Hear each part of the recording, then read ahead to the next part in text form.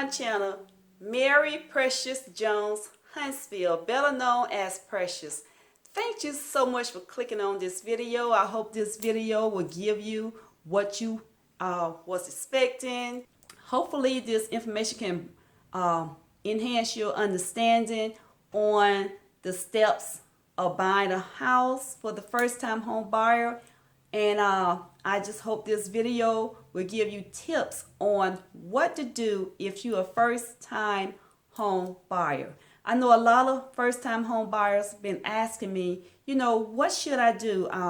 What's my first step? What's the process of a first-time home buyer purchasing a home? Well, there are many different steps that, you know, we can take, but I'm just going to give you the first step. I'm going to give you some advice on what to do for your first step for the first-time home buyers. Okay, so what we need to do, and I would say the first thing that the first-time home buyer needs to do is, if you're thinking about purchasing a home, your mind should be set on a goal. Put yourself on a budget. We're asking you to just change your way of thinking, change your lifestyle. If you're used to going out eating every day, you need to set that aside. Take your lunch with you. Prepare your lunch. Make sure that you're saving that extra money per week. If you're used to, you know, going out on the town every weekend, set that aside, because when you get ready to purchase this home, you're going to need all of that money, because this is the biggest asset of your life that you ever going to purchase.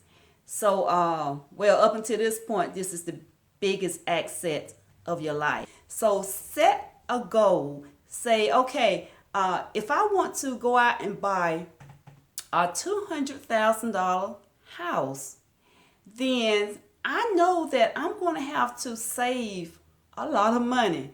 I mean, $10, $15 a week is not going to do it, because when you're purchasing a house, that is your biggest access. So that means you're going to have to step out big with your savings, okay? So now we are going to have to, at least, if we go on, say, like looking at 2 years off before we purchase a home, and we know that we are going to be, say, buying a $200,000 house, I'm hoping that you got some money in the bank. We'll supplement with the money that you're going to be saving. So we're going to say, okay, I need to save at least $100 per week. You're looking at $5,200 for the first year. And for your second year, you're going to save another $100 per month. If you have extra, save it, because purchasing a house at that price, and I'm just using $200,000 because that's just an easy figure for me, okay? So if you know you're going to purchase that $200,000 house, saving that $5,200 per year for 2 years, that's $10,400. You know that you're going to need at least, probably, I would say, to be on the safe side, from 6 to 7%. Because if you're going to try to go FHA, you're looking at, say, 3.5% for your down payments. And say conventional, sometimes you can go, depending on, you know, where you go. And I talk about that on a whole different subject about the financing part, but just to hit on this just for a few minutes. But you know, the conventional loan, you can get like as low as 3%, depending on where you shop at per, you know, say, lender. And so with that being said, we're looking at that 3.5% FHA, because that's the, you know, one of the main loans per se for someone that's going to move inside of a house and occupy that house. Okay, even with the 3.5%, with the house costing about $200,000, you're going to look at $7,000 just for your down payment. Okay, if you don't have any assistance, no type of programs where they will pay that for you, but you do have to come up with that $7,000 for that $200,000 house. And also, if you want to be paying anywhere from 3 to 6% for your closing. And with that money being saved up, with that $5,200 a year, and we're just going on a 2-year plan. But if you're going on, say, like a 1-year plan, we know you're going to have to save up more than that if you don't have that money in the bank, okay? So a lot of you might already have that money in your savings, but I'm just trying to give you a guideline that if you don't have that money in the bank, everybody don't have that kind of money in the bank. So I'm just trying to help out, the first-time home buyers, the ones that getting ready to step out, launch out, and purchase the biggest asset of their life. Okay, like I said, I'm not going to get into the financing part that much, but there are some loans out there with 0 down. Yes, you heard me, 0 down. But the thing about that, say the VA loan, that's 0 down. You don't have to put down any money, okay? But you have to be in the military or been in the military. So anybody can't get that loan. You have to, serve your time for Uncle Sam or serve your country per se. Other than that, VA loan is off limit to you. But that is a 0 down loan. But to the first time home buyers that, served our country, been in the military, this loan is for you. Now, but just because you've been in the military or you in the military, your credit still has to be good. So I know a lot of my buyers would say, oh, I been in the military or I'm in the military and I got a VA loan, I can use it. Yes, you can, but there are some stipulations to that. You still have to approve just like a person that has not been in the military. So if a person that has not been in the military, they got to have good credit to get a loan. You, VA, have to also have that credit up to standard, okay? So, but that is one way that if you are a first-time home buyer, you don't have to be a first-time home buyer. That money is, available to you. And also there's another loan called the USDA, and that's for the rural area. And there are some stipulations to that. You cannot purchase or you cannot use the USDA loan unless you're going to be in a classified rural area. Now, there are some places here that still has a Huntsville address that you can use USDA loan, but there is a map that can be shown to you on which area that's qualified as a USDA area. So that loan is 0 down, okay?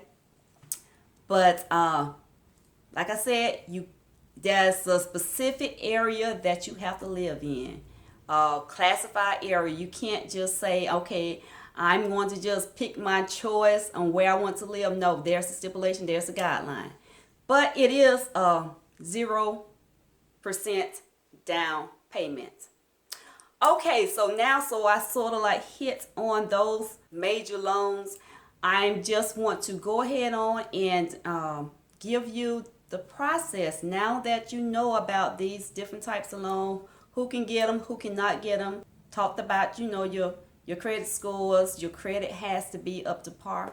So now we're going to say, okay, I'm going to call the loan officer. So what you need to do is find you a loan officer, find you a mortgage company, find you a bank, whoever you bank with, or you don't have to actually bank with a particular lender in order to qualify, long as you got good credit, okay?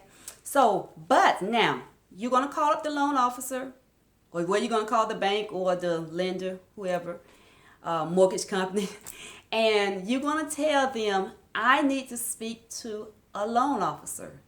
And when you get connected to that loan officer, you need to tell them, introduce yourself, who you are, tell them the reason why you are calling. Say, look, I'm just trying to get finance to purchase a home, And if you have a certain amount in mind, just tell them, okay, I'm looking for, say, maybe back to my $200,000. I'm looking for this $200,000 house. Now, you need to be honest with the bank. Your loan officer is going to ask you all kind of questions, especially, on the application, asking you for your name, your address, your social. They're going to ask you for any, debt that you owe. You got to list all of that on there. Don't try to skip over anything that you owe, because they're going to pull your credit. So they're going to know more about your credit than you do.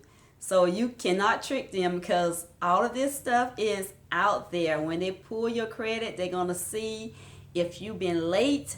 They're going to see how well you've been making your notes, your payments every month. All of that gets reported. So you're going to have, 3 different credit scores, and they normally go by the middle one. So just make sure that you are being honest with your loan officer. Okay, it'll make his job easier and make your life easier. When they tell you to get the docs, they're gonna ask for, like, a month worth of bank statements. It just all depends on, the criteria of each lender, what they will ask for. And they're going to ask for 2 years of your tax return, your W-2s, whatever. So make sure that you file your taxes, because they're going to request a transcript. And that will let them know whether you've been filing your taxes or you've been skipping over not paying your taxes. But that is one thing, because look, you applying most time for a government loan, and the government want to make sure you don't file your taxes, that your income is what you reported. So whatever you reported, it's going to show up on your tax return. So that's why they be asking for you to bring in your 2 years. Go back 2 years, like say for instance to now it's like 2021.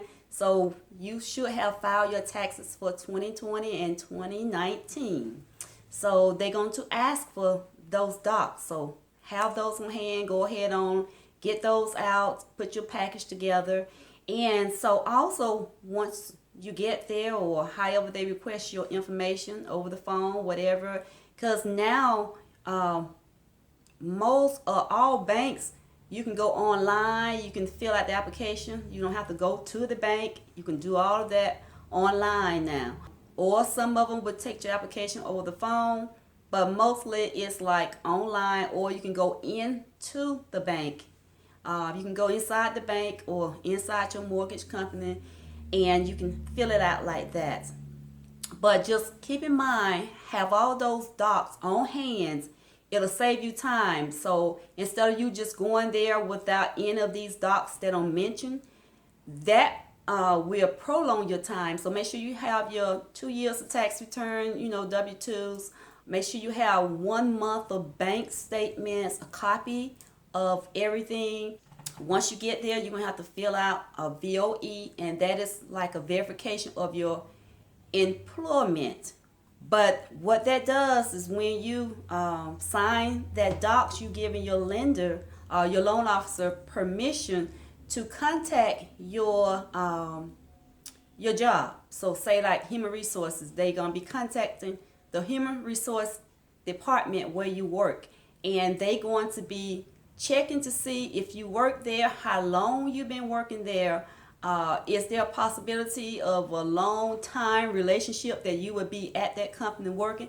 All of this is going to determine if they're going to give you a loan.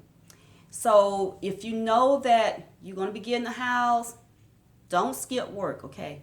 Don't skip work. Make sure you show up on time, because we don't want all of this to just slap you in the face. We want to make sure that you are prepared. And another thing they're going to check is for like if you said, hey, I'm renting, they're going to check for your they're going to verify your rental history. So you're going to sign something like VOR, which is like a verification of rent. and you're going to tell them who your landlord is. You're going to put down the landlord number and everything, address, and well, phone number, and your loan officer is going to verify that information. They're going to send it to your landlord. They're going to see how long you've been staying there, have you been paying on time, all of that. So all of that plays a part in you getting qualified. So make sure you are paying your rent on time. I know some people say, well, I had the rent, but I just didn't have time to pay it. No, let that be your first priority. Pay your rent on time or before time. So I hope that these first time home buyers tips and guides can help you. Not only just the first time home buyers, but for those that probably haven't purchased a home in over 20, 35, 40 years, and they just want to know what to do. So everything have changed since they purchased their home 40 years ago. So now they can have this information on hand just like the first time home buyers for 2021. So I will be coming back to you guys, just doing more series on the first time home buyers. So just continue to look out for more videos like these. I will be uploading them, pushing them out, because I'm trying to help the first time home buyers and the ones that have not purchased a home in over 30 or 40 years, trying to refresh you.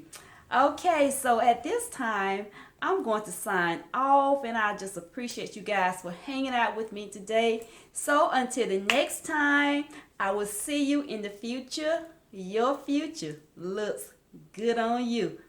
All right.